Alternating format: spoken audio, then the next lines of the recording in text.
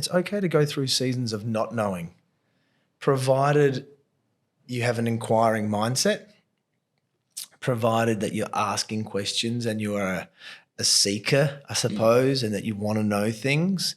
So there's a difference between not having a goal or not knowing your intention and just floating. Yeah.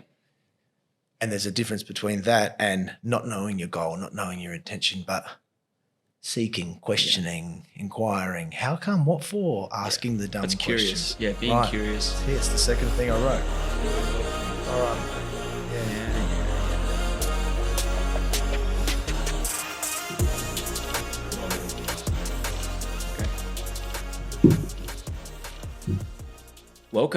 Welcome to the first ever Going Pro podcast by ATA, which stands for Adelaide Tennis Academy, and I'm your host, Luke.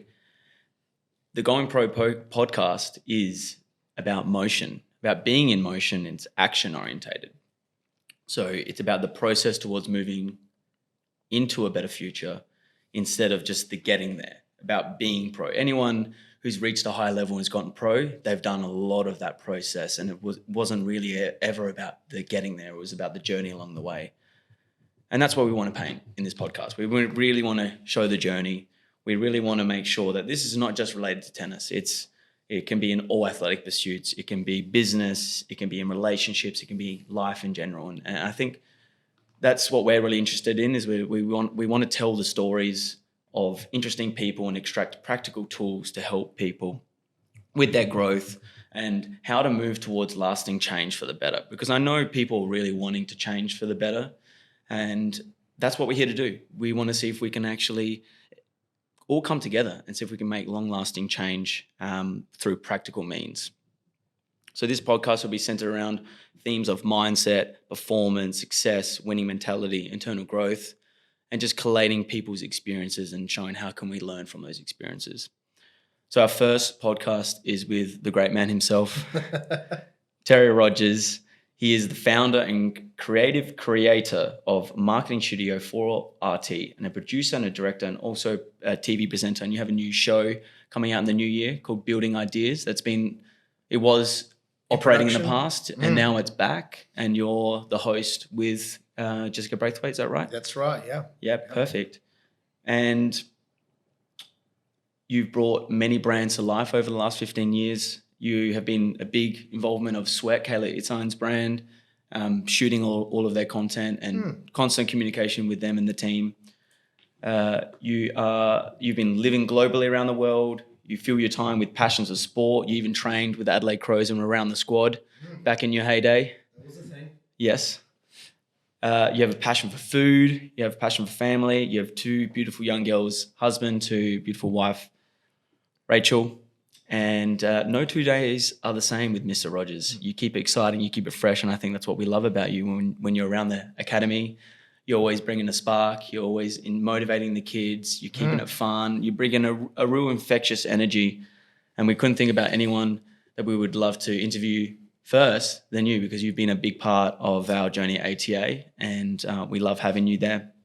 And you're a mentor and a great friend to us. So first of all, thank you so much for being here with us. Absolute pleasure. Let's unpack that intro. I don't know, there's so much we can talk about there. Thanks for having me. Delighted to be here. You said to me last week when we knew that we were going to do this podcast, did I want to know what we were going to talk about? And I said to you, no, I don't want to know. Mm-hmm. So I heard that intro for the first time about what the intention is for this podcast, and how great. How motivating. 100%. Exciting to be here. And thanks for reading out the words that I gave to you to describe me really well. Thank you. Yeah, just the old backslap. Yeah. Yeah, we love a good backslap. You need it. Yeah. So I guess where I want to start is we've heard a little bit about your journey. Sure. And I think it's important to look back, and with time you can look back and you have hindsight and see what were some pivotal moments. So I guess without diving into a full story, I'd love to know a little bit more about some pivotal moments that have shaped you to be the man today, whether they were challenging or really a positive and uplifting. And what did you really extract from some of those moments? Is there anything that comes to your head initially here? That's really interesting, because you talk about reflection, right? and it's not something I'm really good at, which is a strength and also a weakness. And that's something that we could talk about, I think, till the cows come home, that our strengths and our weaknesses are actually sort of next door neighbors. If you do the things you're good at and really good at poorly or incorrectly, it's a weakness. And if you fix those weaknesses just a little bit, they can actually become your strengths. So one of my strengths and or weaknesses, I'll let you determine and our listeners determine, has been the inability or the lack of willingness to reflect. Okay. But that's because I've always been future orientated, moving forward. What's the next thing? What's the next thing? Age does do a funny thing that you do afford yourself reflection. So if your question is, when I look back, you know, what are some of the takeaways that have helped shape to getting here? I don't know. The things that I thought helped me in the moment are maybe not what I think helped me when I look back on them, if that makes sense. Yes. So, you know, when I was young, I was enthusiastic, I was earnest in all of my endeavors. I have always believed that how you do one thing, and I've said this to you so many times, and I've even said it at the tennis club, how you do one thing is how you do everything. Yes. So it's whether how you keep your bedroom, that's a reflection of how you keep your desk at work. How you train is how you play. My PE teacher, who's responsible for probably pushing me to be the athlete I was when I was younger, said to me, Terry, practice does not make perfect. Perfect practice makes perfect. You can turn up to practice and go through the motions. You will not get better. Yeah. You can turn up to work and just do what's required. You will not get better. But if you turn up, and there's something to be said about turning up, right? You know, that's a discipline in itself, day in and day out. There's something to be said about turning up. But if you turn up with the mindset to be better, to do better, that's the only way you'll get better. So I think having that earnest mindset was something that helped me when I was young. Being a good listener. Wow. And I've got a lot of things to say, right? So me being a good listener says a lot. Yeah. Being a good listener is so important, because it's not like that's when you learn. It's when you learn from someone who's talking to you about the things they aren't saying. When you actually actively listen, and you're really good at it, you read body language, you read nuance. Someone says something to you, and if you're really listening, you know what the subtext is. But if you're just sort of half listening, you don't feel that, you don't see that.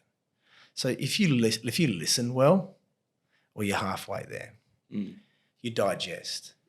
And then the other one for me, I think, and this is probably in a previous life when, you know, I was an aspiring actor and all that sort of stuff. Become comfortable and become comfortable with being uncomfortable. Yes, absolutely. Become comfortable and embrace rejection and failure. That's a big one. Don't tolerate it, right? Don't accept it, but become comfortable with it.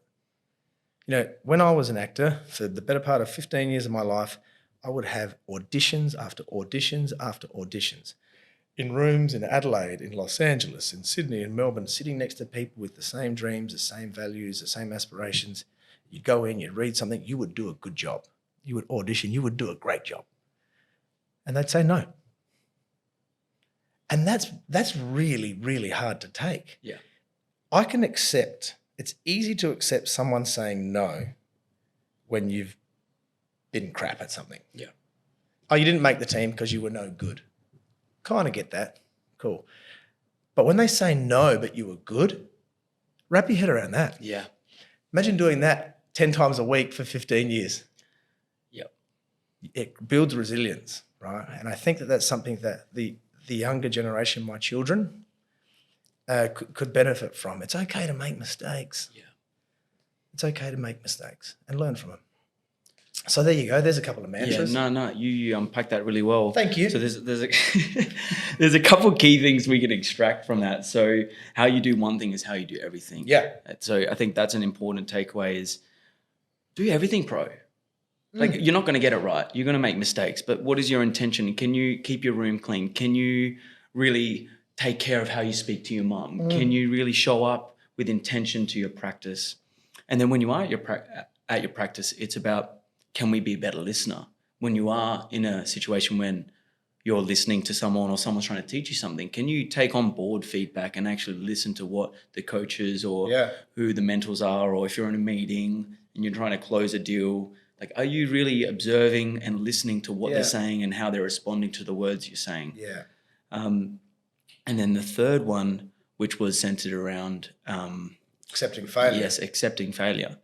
I mean, becoming comfortable with it. Yeah, becoming comfortable. You just got to put yourself out there. And I think that relates to opportunities. Right. Opportunities come and go, but they will not come and go. They will not come your way if you're not putting yourself out there. Right. This is just a quick note on our podcast sponsor. This podcast would not be possible without the support from 4RT. They are a creative house that helps businesses with their advertising, marketing, and content needs. If your business has a story to tell, then these guys can really help you with that story. And through ATA, they've helped us massively, and we trust these guys dearly, and we feel like they're the best in the business. So they could add a lot of value to your marketing and advertising needs. And, I think let's use the tennis court. You are, you're losing as many points as you are winning in tennis. It's one of the few sports that you can win more points, more games, and lose the match, right? So, we make mistakes on the court all the time.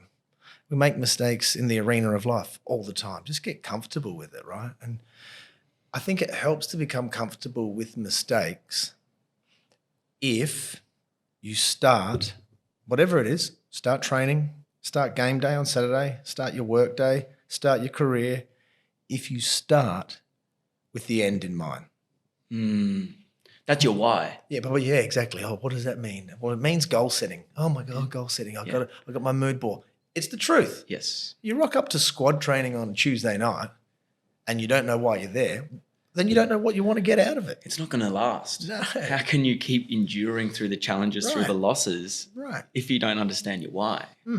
Because if you do, then you can keep pushing through because, today this training sucked and, I had a tough match on the weekend and I just went down and it's just not working out. But I know why I'm doing this. Right. It's making me stronger. It's making me better. So I get back out on the practice court and I can start to endure these training sessions. Yeah. I think that's really important, is knowing your intention and knowing your why, so that we can actually keep pushing through the bad times. Yeah. It's all gravy and sexy when things are going great. But how do we bounce back through these tougher times? Yeah. And I think what you said before they hit a chord was just the younger generation that we're seeing coming through is just struggling with that a little bit more. Just a real instant gratification culture, social media, everything at their fingertips, knowing all the answers to everything. Yeah. Things get hard and just finding it a little bit challenging to push through that and have some resilience. Yeah. So is there any advice that you would give to the younger generation, how we can help them or anyone aspiring on the journey? It's interesting because I'm sure when we were the younger generation, we had our own obstacles that we had to deal with as well. So it's not a finger pointing thing at all. And if anything, it's society's fault, right? Because society has provided so much more to all of us, younger and generations, to get the immediate gratification. So, we've got all the answers at our fingertips. But don't just think that because we have the answers at our fingertips that we then have the ability at our fingertips. You watch a chef give you a reel on Insta about how to cook a meal and you think that you're going to produce that reel, that meal. Yeah. You're not. You got to have the skills, right? So don't mistake the answers for the ability. There's a level of competence that you need to acquire. There is a level of competence. And that's the process. That's the process. Just continually chipping away and knowing that there's no magic pill.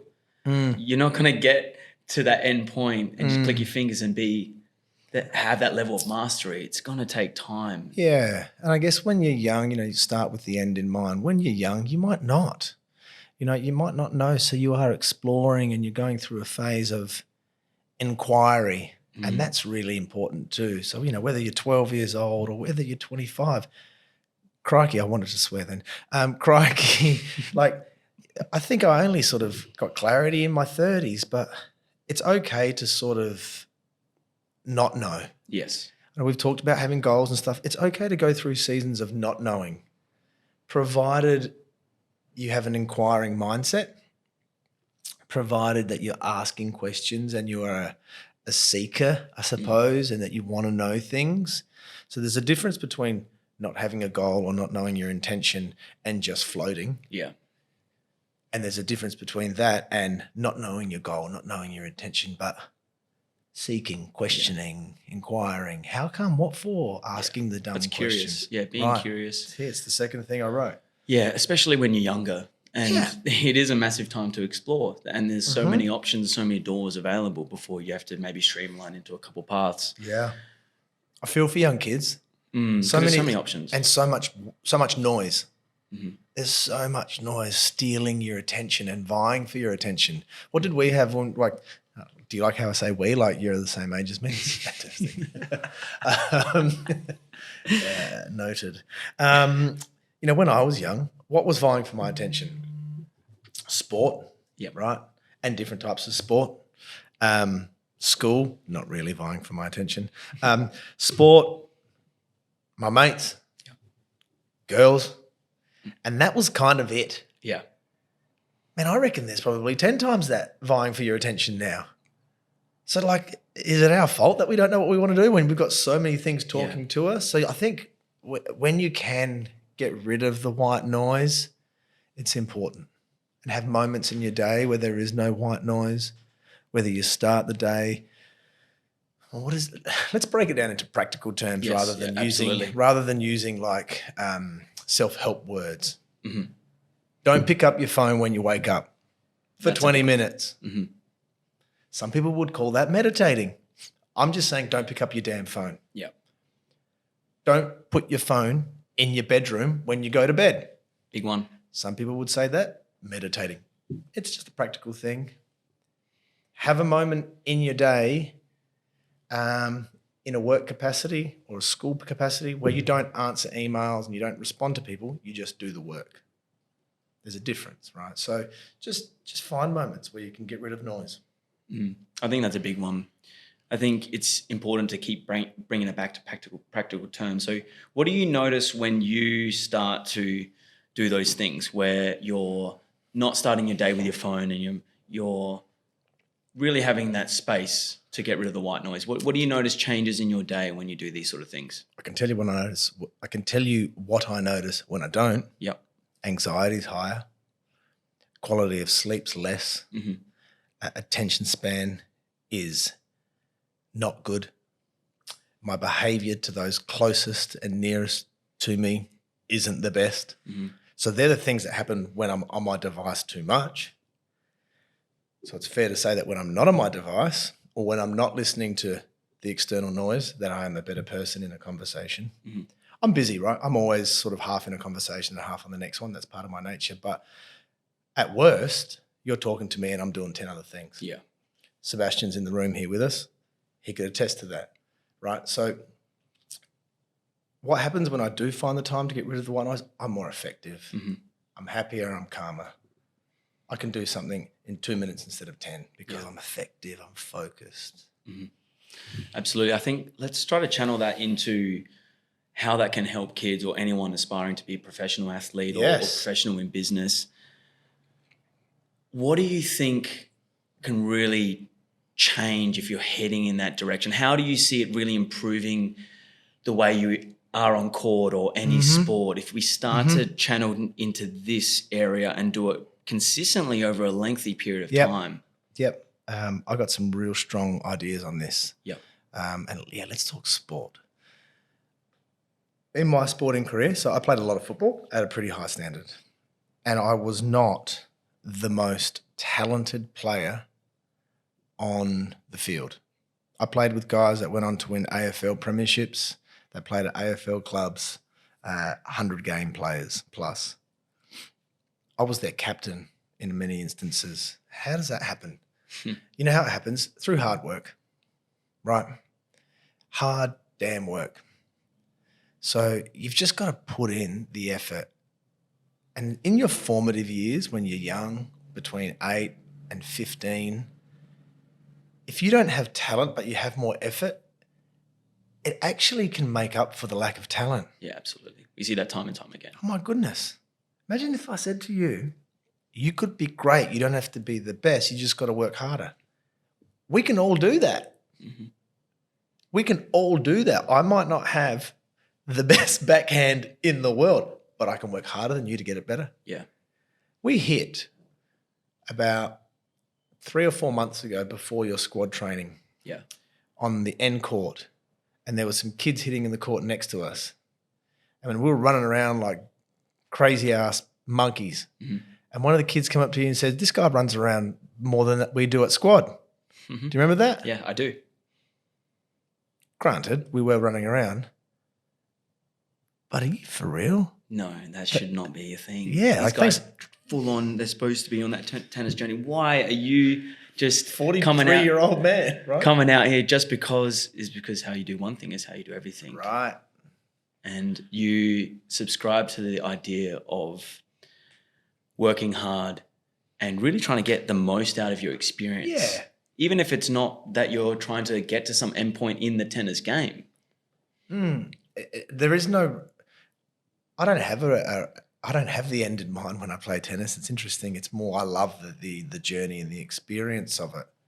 I think we've got to call out, though, that tennis is interesting in that it's a solitary sport. Mm.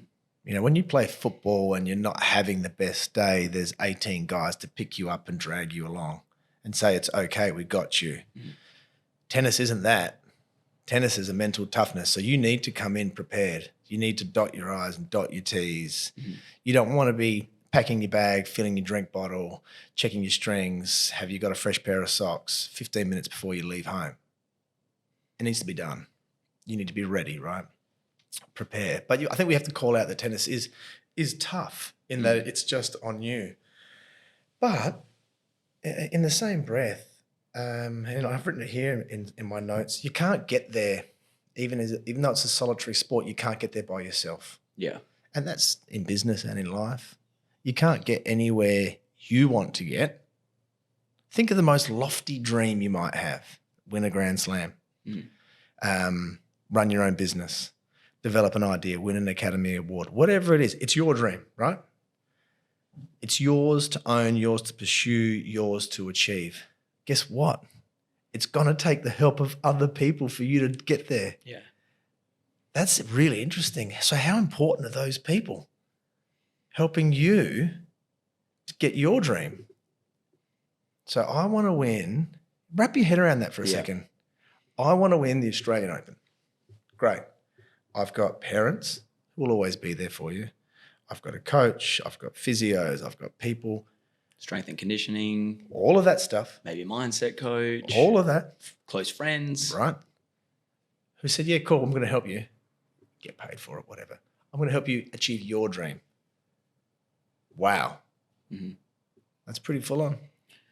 Yeah, I think we can break that down to know that everything we do is as an individual. Mm-hmm. But we can't do anything if we don't have good people around us. And I think it's really, really important to understand who you're bringing into that space. Yeah. Especially on an individual sport like tennis, but it's not even tennis, just in your life. Like, who are your closest friends?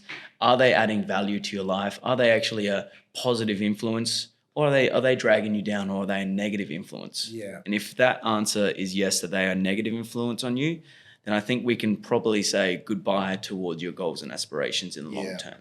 Maybe in the short term, there's some maneuverability in that, but I think in the long term, I just don't see how you're going to get towards your goals if you're not surrounding yourself with the right team, the right people. Mm.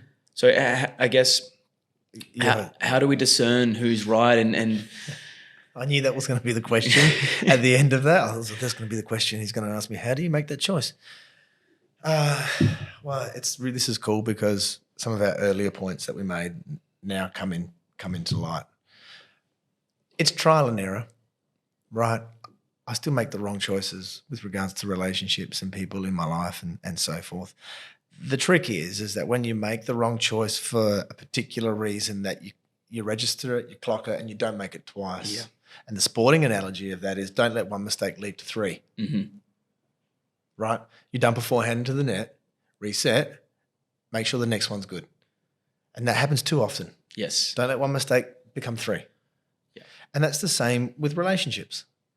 You know, you make the wrong choice, and that you make the wrong choice, great, learn why, don't make it again. And sometimes the wrong choice is the wrong term. You do outgrow relationships. I heard this great thing the other day about a rocket ship, right? And someone on social media talked about if you are a rocket ship and people in your life are the afterburners and the afterburners fall off. And they fall off because they played their role. Yes. And you're still going. So if you want to use that analogy, you know, sometimes relationships come and go for a reason, but that's not the question. Your question is making bad decisions on relationships. It's going to happen. Learn from it. Don't make it again. Mm-hmm. Don't let one mistake become three. Because then it's just you're being stupid. Yes. Right? And there's no way to butter that up. If you choose to hang out with the wrong crowd multiple times, have you got rocks in your head? Yeah, and to add to that, I think the reason why maybe some people get stuck with the wrong crowd is they don't actually have that space and time that we're talking about to get rid of the white noise. If you're always busy in your mind and always doing, you never have any moments to kind of stop and realize, hey, what's going on in my life? Yeah. We can keep moving into decisions and hanging out with people that maybe aren't best for us. So in talk about sport or tennis analogy, you dump a forehand into the net. If you're just so emotional and worried about how bad your forehand is and how you can't do this, then the next point comes, the likelihood of you doing that again is now elevated. But if you can just take a moment to go, hey, I just dumped that forehand in the net, just pause for a second and go, okay, well, I clearly know what I did wrong there. It's all good. Let's just reset here. Let's set a better intention. And you might not win the next point. You might not do the next thing great, but I just feel like almost all of the time it's going to be better. Even if you miss, it's going to be a better miss. Yeah. Because you're stopping, you're pausing, you're having that intention. Yeah. Life could be a bit like tennis, right? Life could be like tennis in that I would rather miss at life and miss in tennis by missing big than missing into the net. Yeah. Right? Yeah. Yeah, I gave it a go, but I overshot it. Yes. Opposed to I gave it a go and I didn't even get to like stage one at Everest. Mm-hmm. You know, I guess in tennis terms, you'd rather miss big than dump it. Like at least you've given yourself an opportunity to cross that line of the net, and it's the same with life. I think that ties into the winning mentality that we're trying to build where we are, ATA, is, I mean, if we look at Carlos Alcaraz, the guy is just almost the best we've ever seen in terms of how he looks, his mindset, like at his age, we just haven't seen someone do the things he's doing so well. And I think what stands out is when it comes down to the big moments, he stands up and he goes for it. He doesn't hide away. He doesn't cower from the moment. He stands up and he's brave. And sometimes he misses, but more times than not, he's taking the shot and he backs his ability and goes for it. So I think if we talk about high level tennis, sport, business, I think when it comes down to the moment, you got to stand up and be brave and go for it. Yeah. And what helps being brave and going for it is being comfortable with making mistakes, is being prepared, having a good safety network around you, and all of these things that we've spoken about. I can guarantee you Alcaraz has got those things buttoned down. And then on top of that, he can play a bit of tennis. Yeah. But you look at I've only seen him on TV. I can't wait to see him live. You look at him and you know how much sacrifice he's put in. Yeah. You can see the clarity in his eyes about the life he's leading. And what I like about him, and I look at him, and this is a good one. This is a really good one. He's a nice guy. Yes. You can see it. Yes. Because everyone thinks that to be successful on the court or in business or in life, you've got to have a hard edge, and it generally makes you you've got to be a hard ass. He's not. You can see he's a good dude. You can actually still be a good dude or chick, whatever, and have success. You know, let's throw that myth out the door now. Oh, for me to get there, I got to be singular focus, real hard ass, and you know, like I got to make tough decisions, and it might be bad on people, but I got to climb on people. Yeah, not really. Yeah. you can still be a good person. Yeah, there's some key values and principles that he lives by, and he shows good Do you sportsmanship. reckon I'd get a game off of him? Oh. I reckon if you're sliding that lefty serve out wide on the ad, and you're quick on the feet, I feel a couple of points. Yeah, no. I feel like if you get a few of those, and maybe like he hasn't read your serve early because you got that quick action, the ball's going up early. I feel like you catch him by surprise, but you have to come out hot. I think, and he can only serve second serves. Yeah, let's go with that. Yeah. And maybe I get the tram lines. Yeah, you get tram lines, you get extended baseline. Yeah. And maybe he gets like half the court, like he has to hit down the middle. Is he with a wooden racket? Just to help me out here. I need. Well, have you seen that racket that Functional Tennis has brought out, the Sabre? It's got the blue and the head size is like, I don't know. So he's playing with the Sabre. It's like a paddle racket. Yeah, he's playing with the Sabre. I think now we're talking about competitive battle. Yeah. You can sell tickets to that. No, I respect that. I think I want to go back because I think we've been covering and dancing around a few really key points. I think there's a lot of value to take away from some of the things we've been talking about. But I think you touched on something that I thought was pretty good, which was seeing it in his eyes, this amount of sacrifice, and that he really believes in himself. So is that something that you look for or see in people straight away, that you can see kind of their potential when their eyes are lighting up and they're a really good listener? And is that someone you look to bring onto your team as an employer in your business? Yeah, in life, absolutely. And that looks different for different peoples. That looks different for different people. That look should be different subject to the needs you have in life. But yeah, absolutely. You can only determine that if you're a good listener. Yes. You can only determine that because the assessment of the person isn't in what they say, it's in how they carry themselves. Yeah. I think that's a big one. You can tell by posture and how they walk and talk. Yeah. And the gut and the mind makes that assessment within the first 2 seconds of meeting someone. Right? So if you're not listening to too much white noise, you can actually engage and listen to that gut. The power of the gut is a science, right? So you can deduce a lot about a person subconsciously. It's just about being in touch with that consciously to know. Yeah. There's a couple of things I want to wrap up on here. I thought you're going to do a rap. Oh, no, you're going to rap on. Yeah. I was like, there's going to be a musical interlude. This is like Jimmy Fallon. Is this podcast gone next level or what? No, I just want to talk about. Has there been anyone that's influenced you that stands out? Whether you've met them live or you haven't even met them, they're just like online figures that stand up to you. And what are some of the key things that they've taught you? Yeah, heaps of people have influenced me. People that I've worked with, people that I've just observed from afar. I remember a boss of mine, he would have been 40 at the time. His name was, I'm not going to mention his name. His name was Simon Spellacy. I think he's now in charge of like the Sydney Opera House or something. I was managing a call centre in New Zealand for a hotel group, and I would have been 20 years old. And he threw me out of a car in Rotorua, New Zealand one day to go manage a call centre for like 6 weeks, which turned out to be 6 months. And these people in that call centre would have been old enough to be my parents, and the respect thing was going through my head. And as I got out of the car, already I respected this guy a lot because he was a leader, but he was mild-mannered. As I got out of the car, he said, "Hey, Terry." I said, "Yes, Simon, what?" He goes, "Don't worry. They don't know that you don't know." I'm like, "What?" He goes, "They don't know that you don't know." And they don't. Yeah. Right? So you're going to step out on the tennis court and you got a sore ankle, you got a shit backhand. They don't know. Right? So there's something to be said about just believing in yourself. Yeah. So I always took that from them. They don't know that you don't know. Just stay one step ahead of the game. Be prepared as best as you can. But on a bad day, if you can't, just stay one step ahead. Yeah. They don't know that you don't know. Yeah. So I always remember that. Other people that I've seen along the journey and admired, well, for me, it starts close. My dad, my mum, that sort of stuff. And we could do a whole podcast on their inspiration, but I look close for inspiration. Although, you always have models. Geez, I love Stefan Edberg when I was a kid.